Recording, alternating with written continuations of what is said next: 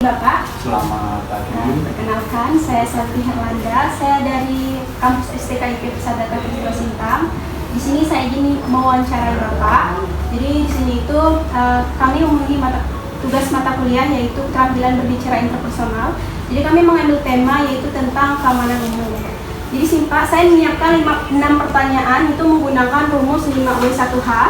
Yang pertama Pak, perkenalan dulu Pak, nama Pak. Oh ya, Sugiono. Pak Sugiono. Oke. Terima kasih Pak waktu yang sudah diberikan. Jadi pertanyaan pertama itu Pak, apa saja kebijakan atau peraturan yang menjadi dasar dalam pelaksanaan tugas polisi terkait dengan keamanan umum? Baik, terima kasih. Assalamualaikum warahmatullahi wabarakatuh. Saya nama Sugiono, pangkat AKP selaku Kasih Humas Polres Sintang. Apa yang ditanyakan tadi, apa saja yang menjadi kebijakan atau peraturan yang menjadi dasar dalam pelaksanaan tugas kepolisian ini pajak umum ya.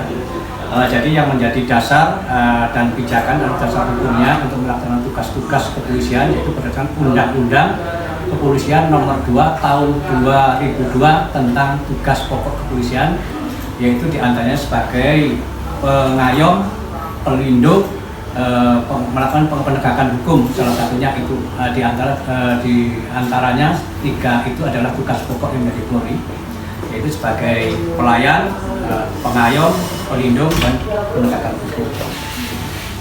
Kemudian Pak, yang kedua, siapa sih Pak yang bertanggung jawab dalam penyelenggaraan keamanan umum dan ketentraman menurut Bapak? Di sini sebetulnya masalah keamanan ini bukan hanya menjadi tugas dan tanggung jawab Polri, bukan. Keamanan adalah tanggung jawab semua unsur masyarakat, namun adalah pelaksana intinya tugas pokok Polri, penanggung jawab secara umum masalah keamanan dan ketertiban masyarakat, intinya adalah Polri.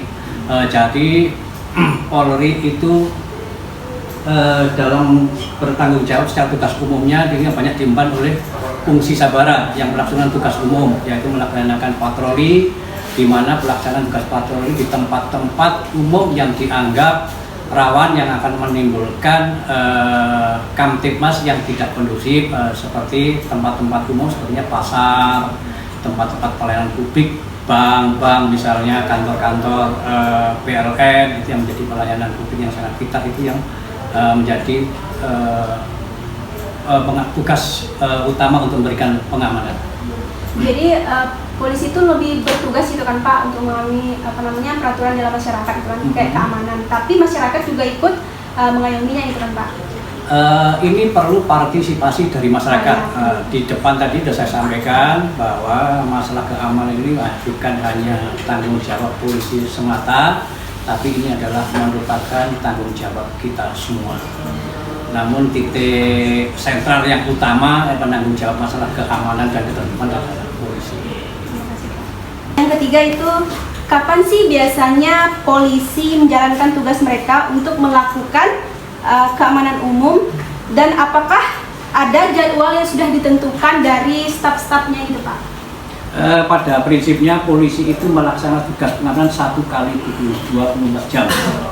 Nah, kita menjaga keamanan dan ketertiban masyarakat selama 1 kali 24 jam. Namun polisi punya rencana kegiatan, punya waktu-waktu tertentu yang ditentukan di kapan waktunya kita harus melaksanakan patroli, kapan waktunya kita harus melakukan penegakan hukum. Itu ada kriteria tertentu, dan untuk pelaksanaan patroli itu ada waktu-waktu tertentu di mana pada waktu-waktu masyarakat jam sibuknya masyarakat, misalnya jam 7 ini masyarakat mungkin sibuk mengantar anaknya ke sekolah, bagian lalu lintas mengatur jalan-jalan jangan sampai ada kemacetan. Terus di malam hari tugas pokok fungsi sabara melakukan patroli di tempat-tempat yang dianggap rawan, ya seperti tadi yang saya sampaikan, mungkin di pelayanan publik seperti bank, kantor-kantor PLN, tempat-tempat kerumunan masyarakat. Kemudian Pak, lanjut lagi Pak pertanyaannya, ini yang keempat, mengapa sih Pak penting bagi polisi untuk memiliki peran dalam menjaga keamanan atau ketentraman umum?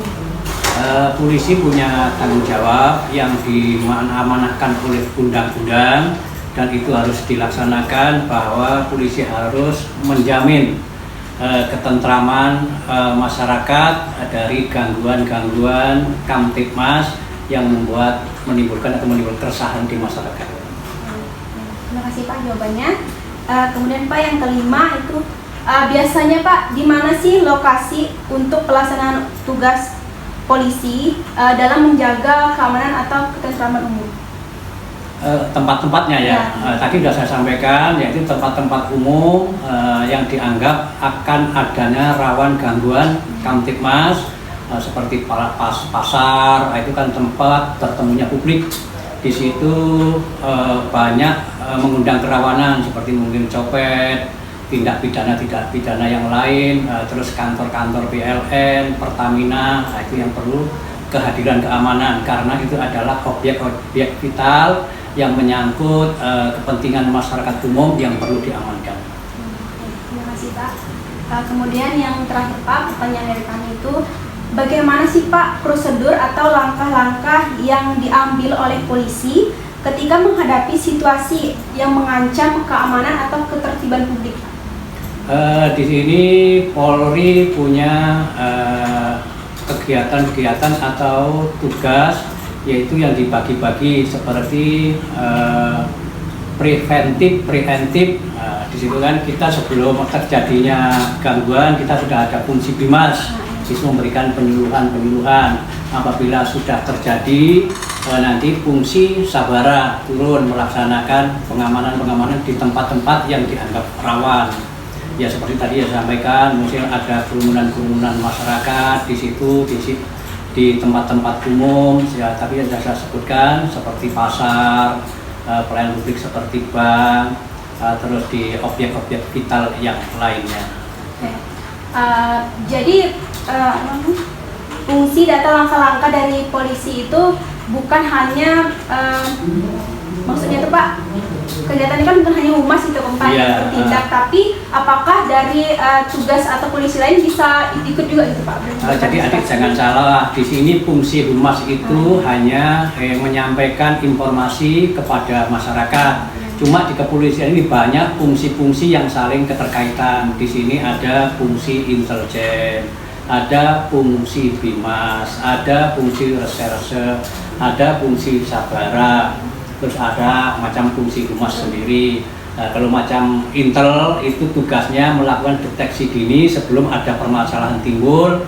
Dia membuat analisa untuk disampaikan kepada pimpinan, baru pimpinan nanti mengambil langkah-langkah apa yang harus diambil langkah-langkah oleh pimpinan. Misalnya, mau ada unjuk rasa, pimpinan memerintahkan Kapakop membuat surat perintah koordinasi dengan Sat Sabara, Sat Bimas, Sat Intel untuk diterbitkan ke lokasi untuk mengantisipasi agar tidak jadi hal-hal yang tidak kita inginkan, seperti apa terjadinya tindak kriminalitas seperti itu. Jadi bukan kepolisian itu semuanya harus fungsi Bimas yang itu enggak. Kalau Bimas ini hanya menyampaikan kepada masyarakat apa yang telah dilakukan polisi dan memberikan informasi dia.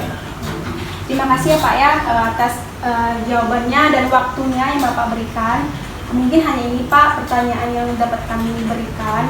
Mohon maaf jika ada kata-kata atau mungkin kami kesini mungkin kurang sopan. Mohon maaf sebesar-besarnya Pak. Kami ucapkan selamat pagi. Oke, terima kasih atas kehadirannya. Mudah-mudahan ini menjadi silaturahim. Ya. Kita saling mengisi, saling bertukar pengalaman, saling bertukar ilmu. Ya. Mungkin ada hal sesuatu nanti yang perlu dipertanyakan, ini kurang jelas bisa dikomunikasikan kembali. Terima kasih Pak.